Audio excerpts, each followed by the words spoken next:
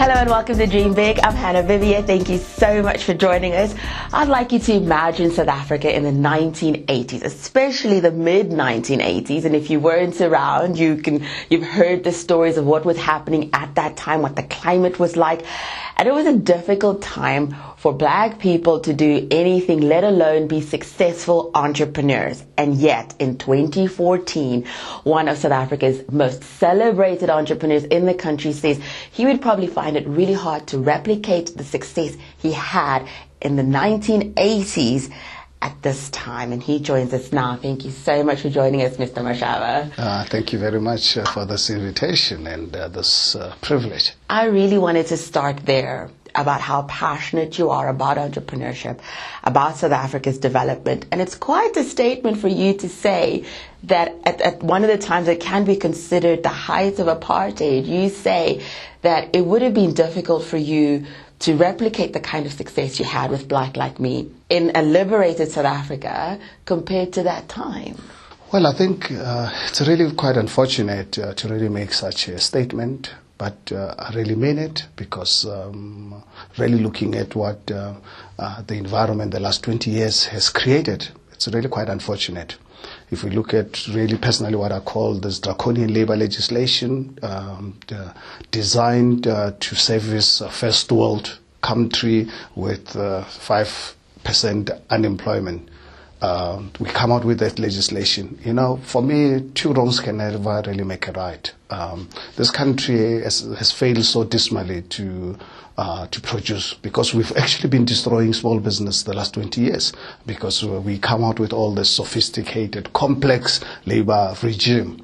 And the Department of Labor, that's totally ignoring this fact. As I'm talking to you right now, there's bargaining councils, inspectors closing down a small business, closing one after the other. I deal with these matters on a daily basis because I've got a constitutional court case against Section 32 of the Labor Relations Act, which really forces the Minister of Labor to extend bargaining agreements of big companies and big trade unions, imposing them on vulnerable small businesses, on vulnerable, unemployed, unskilled South Africans. So it is for that reason that I look back at this last 20 years and really look at the failure. And I'm saying to myself, how come the country has failed to produce another Herman in another 20 years, when Herman could really do it under apartheid regime? Under apartheid regime, which said to me as a black man that I was not allowed to go into business. And I found a way to operate. But the labor regime in this country the last 20 years has been vicious.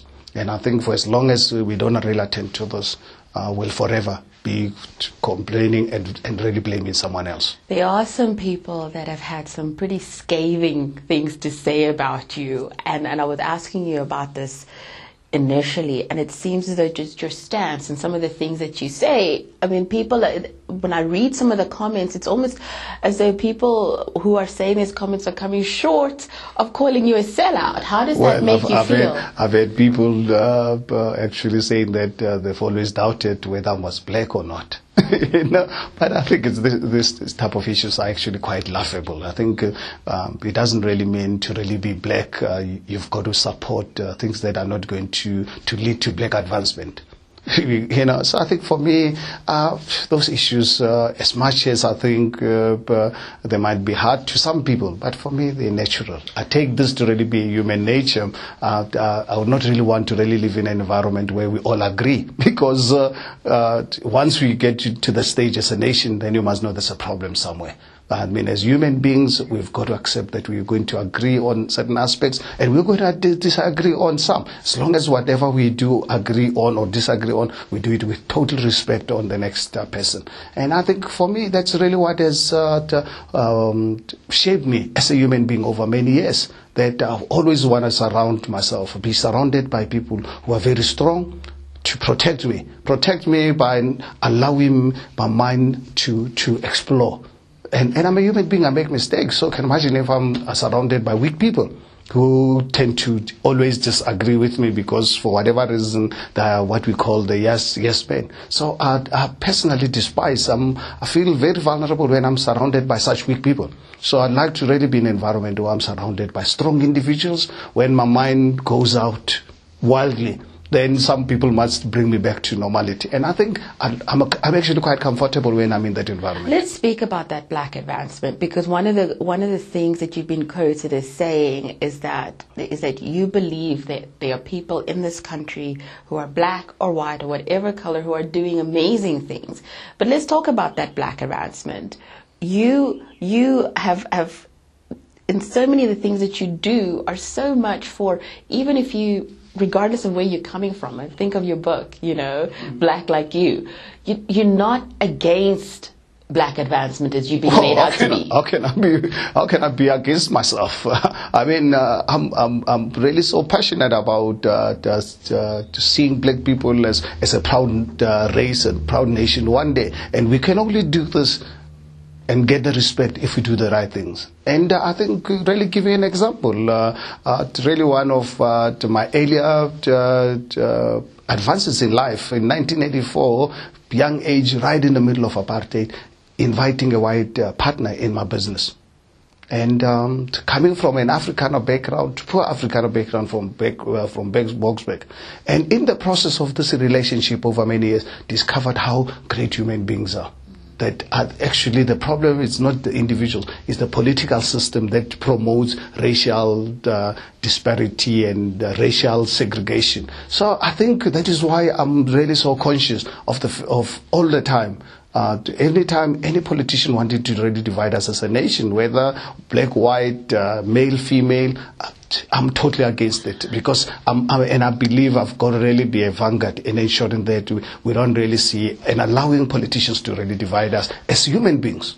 When you were speaking to me about an article that you had recently written, but when we look at some of the legislation that we have, things like BEE, for instance, and some of the other legislation where it becomes such an emotive issue, and a lot of people feeling that there is still a space for that we do still need to have the legislation that is in place to right some of the things that happened in the past. What would you say to that? Well, I think we've got to be very careful. And I think, personally, I'm really for seeing economic disparity in this country attended to. I mean, there's no doubt about that. The challenge is the how.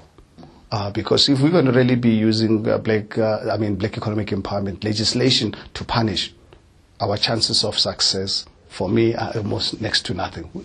So I believe what we need to do is we need to come out with legislation where we can encourage South Africans, black and white, to work together. And that is really where we need to really put the effort into, unlike really coming out with punitive measures. Punitive measures, you cannot succeed. Please ask the apartheid regime. The National Party can really tell you how dismally they failed in enforcing legislation that people could not really agree to. As the Russians with communism. So any system where you actually think you can punish human beings, your chances of failure are very high. And I think this is really sometimes some aspects of black economic empowerment. Instead of really encouraging, we are punishing. And that's the reason why we're going to have resistance. With some of the perceptions that we have of each other, as a nation, sometimes we'll look at a white person and we have perceptions of them, and a white person will look at a black person and have perceptions of them, an Indian person. That there are these preconceived ideas of who we are and these stereotypes. As a nation, do you believe that we are, regardless of race, whether you're black, white, colored, it doesn't really matter, but do you think that we are ready for what you're talking about, working together and finding solutions together? We might not be ready now, but I think let us prepare ourselves for that. Let us not really always focus on the future. I mean, I had a great presentation about 6 weeks ago to a group of accountants in the Cape, and I think really emphasizing on future-focused policies. We're aware of our history. I mean, no doubt about that. The colonialism, apartheid, we're bad systems, evil systems. But at the end of the day, you know what? Emphasizing on the evils of apartheid and colonialism is not going to solve our problems. It'll need us as a society to really come out with future-focused policies. How do we address going forward? Because one thing, repeat, two wrongs can't make a right. And I think we were so fortunate to really have the leadership under Mandela. At the same time, we had Desmond Tutu talking about this great rainbow nation, which the entire world bought into and really got envious of what we've achieved. But if we're not really careful as a society, we will disintegrate and will really be very unfortunate. Typical case this morning in the papers, I see the Nobel laureates pulling out of South Africa. Shame on us as a country that we have peace laureates wanting to come to South Africa to come and honor Mandela, and we make it difficult for them. How do I feel as a society, as a country? Actually, as I was coming here, I feel I need to actually write an article to apologize to these laureates. Personally, as a South African, as a human being, to say, look, you know what, I'm not party to this. I'm really sorry about this, unfortunately. But those are the things that, as a country, will pay a very, very serious price if we're not really sensitive about it. You feel very strongly about this. I mean, it's not about party politics, really, but you came out and you joined the official opposition in the country. And when you came out again, people had a lot to say. But you were speaking about how important it is. It's not even so much about what party you are involved with, but just being so involved in what is going on in the country. And you were saying about how important it is for all of us to be doing that. In fact, over the years, I've really had a privilege of traveling the world the last 30 years of my life. During apartheid days, that's when I started traveling because I had business to run. And I traveled extensively to a large extent, more on fact-finding mission than really business. And I kept traveling even in the new South Africa. And you look at all the successful democracies all over the world, their success has been to a large extent of civil society participation, where politicians have got to really be aware that, you know what, we're there mandated by the people to govern them. If we don't perform, we're out of office. And all those that have failed are those that where civil society took things for granted and left the political system to the politicians. And all of them, not a single one in the world that has ever succeeded. And I believe as a country, after the miracle that Mr. Mandela created for us, we need to start taking that responsibility. As civil society, to wake up to this reality, making sure that our politicians are aware that if they don't deliver 5 years down the line, they're out. No second chance. And that is when you will see delivery. That's when you will see the respect that politicians will afford us as society. Mr. Mashaba, I was saying to you that you really need to write another book just about some of the things that we have grown up with in our cultures that are so ingrained in us that it's normal. And one of the things that you were saying is that the society and the space in which you grew up in, it was normal to steal. It was part of what you did.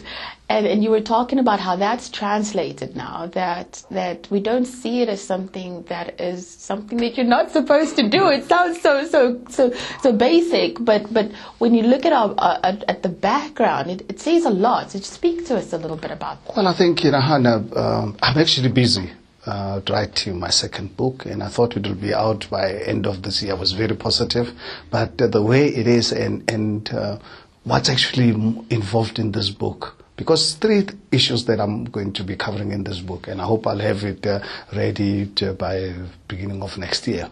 But it's a very complex book to deal with 3 most important things close to my heart. Firstly, it's about the promotion of the free market system, allowing South Africans, business people, young, old, whatever, to really go out there and make things happen. We've got to allow them to do that. Allow them to explore and really push this brain that God gave them to really be the best they can be. So, and you can only achieve that through the free market system. That's really what I really want the book to do, using my own practical experience. The second issue that I really like the book to do is to really saying, for the free market system to operate, we need ethical leadership, ethical human beings. The issue you raised about growing up, stealing water, wood, my mother, people around me stealing all the time. So in my formative years, I was unimpressioned But stealing was part and parcel of human nature, because we'll be stealing left, right, and center at the same time. On Sundays we go to church with no issue whatsoever. So these are the issues that I'm saying is, if we're not really going to really correct them, we'll forever pay a price as a nation. I want you to talk about the third one, but before you do, I want to talk a little bit about this, because when you talked to me about stealing water, because where you lived you didn't have water, so you were stealing out of necessity, and that is something that has been said today, is that you find that a lot of people that are stealing out of necessity. So speak to us about, and you were talking about that your circumstances, and just because of circumstances you're in, you can live and you can do beyond that. Yes, because that's why I'm, at the time my mother earning 29 rands a month. That money couldn't even support a family of 4 or 5 for a week. So complimenting, coming home with some of the stuff as she unpacks it, the stuff that she helped herself from her madam's pantry, openly talking about it. And my mother wasn't a thief. Well, she was really one of those God-fearing human beings, great human beings that probably took her genes, because honestly, my mother was a great human being. But for her coming out, talking about it openly to us as kids, I don't really think she realized this would really have an impact. And my mother wasn't not the only one. Everyone in the community, So we grew up like that. But then, if I look back at 20 years in our democracy, do we have to keep stealing from ourselves? Because we've got the country to ourselves. People who are stealing today are earning 2, 3, 4, 5 million rands an annum. We've got 16 million of our fellow South Africans who are on social grants, government dishing them money on a monthly type basis. So, do we then have to really then continue actually stealing? Because right now we're stealing actually from ourselves. We're stealing from our own development. Because if we continue like this, stealing from ourselves like this, somewhere along the line, this whole situation is going to collapse. And I think we need to really stop it. Let's stop it before it collapses. So these are the issues that I'm really trying to really handle. Number 3 that you're going to be covering. The number 3, it's racial polarization by politicians. I think I'm a very sensitive person towards racism, because I spent half of my life under a vicious, evil racial system. And who created it was the National Party and the Broederbond. And the last few years, I listened to our politicians, really beginning to really undo the good work that Mandela created and established, in ensuring that I think we can be that rainbow nation. So I'm really very sensitive about this, and I really want to really conscientize our people before it's too late, to ensure that we don't really polarize our nation any longer. Let us actually facilitate this rainbow nation concept. Let's really respect Mandela's. Let's carry on. Let's really feel in his boots, to ensure that I think we can represent him. In ensuring that we create this rainbow nation. And it's not just on a racial basis only. It's on a question of sexes, male and female. I think we all are the creatures of God, and I think we need to obviously really respect. There's got to really be mutual respect. Traditional or cultural, I think let us as a nation be very conscious of being discriminated against. And we should not really allow any discrimination to really be part and parcel of our making, because our constitution does not allow it. But I see that on this program on Dream Big, the people that we've had on the program, we've had people from different races, and it's so true what you're saying, that the good that is coming out in this country is coming from everybody that actually cares about the country. But one thing I want to talk about, I was saying to you earlier that you have to be the first business person that I have read in the public arena, as successful as you are, an African black male who has spoken very strongly against womanizing, and you've spoken very strongly about the family unit and how important your own family has been to you. What would make you speak about that on a public platform with the vigor that you do? Well, I think it's if you don't speak about it, we'll never find the solution to all our other social challenges, because womanizing causes social instability. There'll always be fights in communities. Do you think our women are going to really be happy with us as men doing as we please with them? When I grew up, when I started joling and having girlfriends, I was under the impression that girls are a God-given gift for us boys to enjoy. But in the process, I really look back to the social consequences of this, because they will always forever have conflict. Now you can imagine now, if now we continue with this womanizing phenomenon, even in our adulthood, do you think our women are going to accept that? So I think these are the issues that I'm saying is, I think all of us as society, let us really be sensitive about other people's emotions, other races' emotions, because women are as emotional as us men. And I think if we're not going to really be sensitive to that, we'll pay a price. Because if you look at successful nations all over the world, their success to a large extent has been as a result of the stability of the family unit.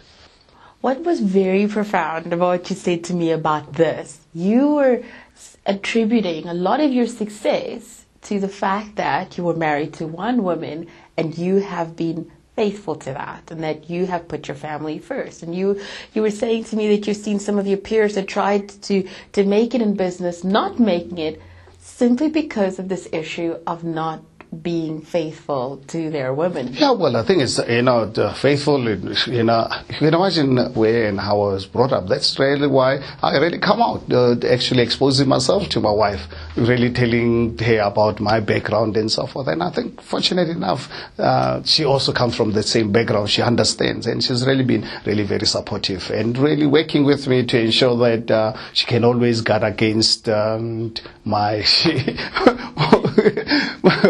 my issues. So I think, yes, I've really been really fortunate as and when I needed to divert, my wife would really be there to really protect me. And it's not really been easy. It's been quite difficult, more especially really looking at my background. But then let us make sure that we don't really have the next generation being brought up under the same conditions as the one that I was brought up under. So that I think, to teach our kids from a very early stage of their lives that, one girlfriend at a time, it's good enough. This multiple relationships have got massive social consequences, including the HIV and AIDS pandemic. Why do you think South Africa has got the highest infection in the world? It wasn't really brought about by the colonialism or apartheid. It was brought about by multiple relationships. And I think we've got to really be very careful about that. That for some of us who've obviously really survived this, to say, look, you know what, God really protected me. Maybe I had a reason why I was protected, to ensure that one does not really be a victim of this, and really make sure that future generations are protected. 1993 is cited as one of the dark times of you had a dark incident, I think, in November of that year. Your factory was burned to the ground, and you quoted to have said in one of the articles that interviewed you that you thought you were finished. That was the end of your business. But I would imagine that you've probably had other huge adversities that have come against you. What are some of the, maybe mention one that has been really huge where you thought, can I continue? No, I think honestly for me, that fire on the 17th of November 1993 was really the test of my life. Obviously, I think as human beings, I've always accepted life is not an easy place to be, and I embrace the toughness of life. There's a reason why I can always navigate, because things don't really come as a surprise. But that fire really was another wake-up call, because it had really happened at the time when my business was doing exceptionally well. I was really battling to really meet the demands. And all of a sudden you have this challenge. And in reflection, every day I look at it and it says, look, you know what, this must have really been a wake-up call from somewhere to say, look, you know what, Herman, never in life take things for granted, because your life can turn overnight. For your life to turn, it happened just like lightning. So you've got to always, as a human being, always be prepared that your life can really take a turn for the worse. And I think if you're prepared, then you'll really be in a position to do it. I cannot let you go very quickly. We run out of time, but I ask every single Dream Big guest this. Is there anything that I haven't asked you? I know there's so much. I can spend, you've become one of my favorite people on the planet. I could spend forever with you chatting. But what is the thing that you would really like to leave us with? I think, you know what, for me, what is important right now, to appeal to South Africans, all South Africans, to please let us be active citizens of this country. Politics is not something that you can divorce yourself from. In fact, the more you try and divorce yourself from politics, the more the politics are going to affect you. So the only way you can let politics leave you alone is to be active and be vigilant. And let the political leadership be aware that we operating with a very vigilant society that's not going to let us get away with murder. Thank you so much for joining us, Mr. Mashaba, and I really do hope we're going to be able to have you back on the program. It was absolutely phenomenal speaking to you. Thank you for your time. Thanks so much for this wonderful discussion.